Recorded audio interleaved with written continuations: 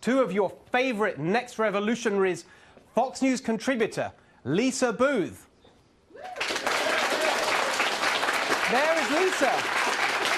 And former Bernie Sanders national staffer Tezlyn Figaro. Come on, Tezlyn. And joining them tonight, our first surprise guests, please welcome former campaign manager for President Trump, Corey Lewandowski. So there you are. I've been promising this lot surprises, so, you know, you're the first, Corey, so don't disappoint. I won't. Normally there's not this many people. Exactly. It's so fun. So, Corey, you and I first met, I remember, it was in 2016. It was after Brexit, that campaign that I was involved in, during the 2016 campaign before President Trump won. And we both understood, we both really had that feeling that he was going to win because we knew that people had had enough of the failure of the elitist policies and so on. So thinking back to then, what is similar now compared to 2016, and what is different? What are your thoughts?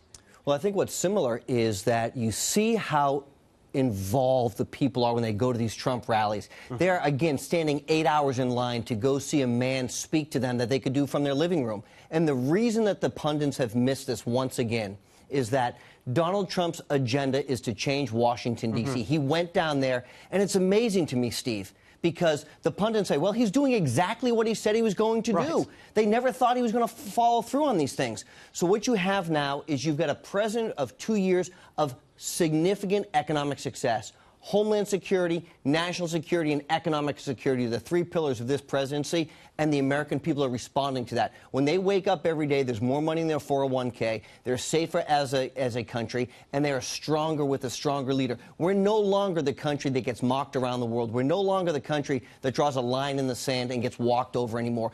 The American people have responded for strong leadership, and they know if they go backwards in this coming election and they put the Democrats in charge of the House of Representatives, Nancy Pelosi has already said she will use the power of the subpoena to hold her position and keep the president from achieving his agenda. The American people they want to continue to move in the right direction. So I see a lot of similarities there. But the biggest thing that I see, the biggest similarity is how wrong the mainstream media is. Look, Nate Silver today said the Democrats could win or the Republicans could win. They're both just as likely. Well, of course that's not the case, but they were so wrong 2 years ago that when we woke up on election morning, you remember, the New York Times said there was a 1% chance Donald Trump is going to be elected president. Not like 2% or 3%. There's only two people in the race.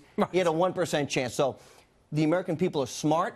They vote, and they wanted change. They now have that change, and I don't believe they're going to go back in the wrong direction. You're going to see an increase in the Senate for the Republicans, and you're going to see the Republicans hold the majority of the House by the slimmest of margins. Yeah, you're so right. What do you think of that? Do you agree with that? Okay. Well, but Corey's right, isn't he? Because it's the result. That's one of the things. Since that campaign, you've now got actual results. And the results, when you just list them, I was really interested to see someone who's, it was Bret Stephens, I think, in the New York Times, who's a never-Trumper, actually can't stand the president, but he did a brilliant job of listing the achievements, not just the economy, but just as Corey was saying, ISIS defeated and so on, and the Supreme Court moving in the right direction. There's real results there. What's your take on the state of play, Lisa? Well, absolutely. And I also think it's the promises kept, because when you're trying to drive out your base, particularly the coalition that helped elect you in 2016, actually having kept those promises to the voters, when you look at Supreme Court justices, repealing the individual mandate, tax reform law, deregulation, I think that helps because voters are going to trust you and realize that they want your agenda to continue and they want Republicans to maintain power in the House and the Senate. Now, if you look at the House, I think the path is there for Democrats to take back the House in the sense of they just need to pick up 23 seats. You at least have 45 House districts that are either likely Dem, lean Dem, or toss-up districts. So the path is there. 24 Republicans in districts that Hillary Clinton won. However, there's been recent good news. The generic ballot has tightened to the point where the House looks like a toss-up. You have a lot of these races are within the margin of error. And women, which a lot of people have been touting as the key to Democrats' victory, ABC, Washington Post, actually saw that in previous polls, they had, I think, a 20-point advantage with women. That's dropped to 14%. And then when you look at independent females, they had a 33-point edge, and now it's 2.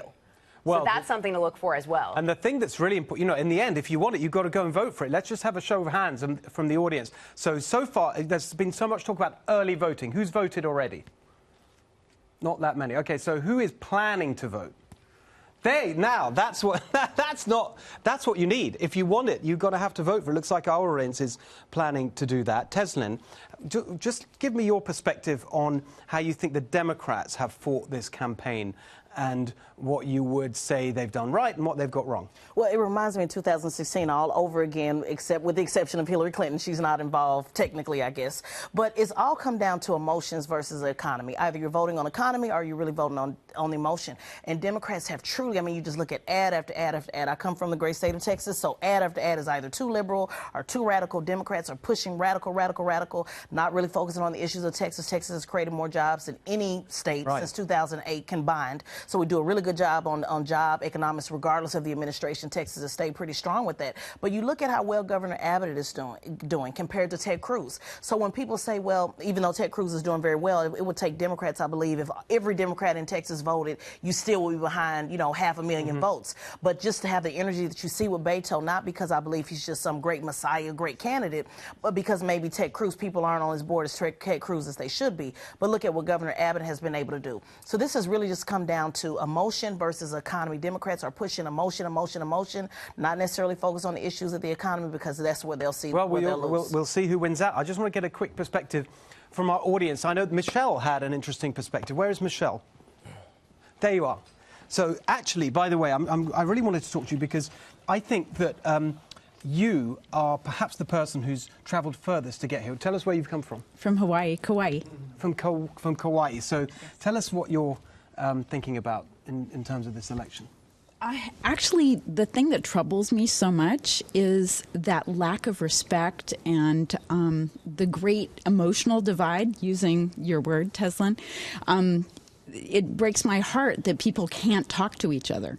And I would love to know if anybody has some tips, not only for me, but for other people, and how we can have more respect, give each other the benefit of the doubt, the empathy that we need to have to understand diverging opinions. Well, very much the aloha spirit there, if I may say. But what do you mean coming together around specific issues and policies and finding common ground? Is that what you're thinking of? Well, actually, I don't know if common ground is the necessity there. I think the necessity is respect, and so that we can learn from each other. We may have different opinions, but how can we just listen to each other? Right. Because we're going to have different opinions, but perhaps we can get to the point where we can see that we both want the good things for our country and for our communities. Yeah, I think that's really interesting. I mean, I think there's a lot of people here who I suspect don't feel that you are respected and listened to. I certainly feel that anyone who supports President Trump these days doesn't get respected. Anyone have a perspective on that? Do you agree with that? Over there, yeah. Hi, Steve. I just think the left is so completely unhinged, and the younger kids today at the colleges are uneducated and they're being brainwashed. And, we bring intelligent debate. We're the guys opening the gates for our guys to go to work every morning. We're the people paying the taxes, creating the jobs. The left is totally unhinged. It's very hard to have a rational discussion with someone like that, and they don't want to listen. They just want to spray paint the front of your Republican headquarters. So, right, fair enough. Well, we've seen a lot of that, I'm afraid. But remember, who was it that said, you cannot be civil? That was Hillary Clinton. Exactly.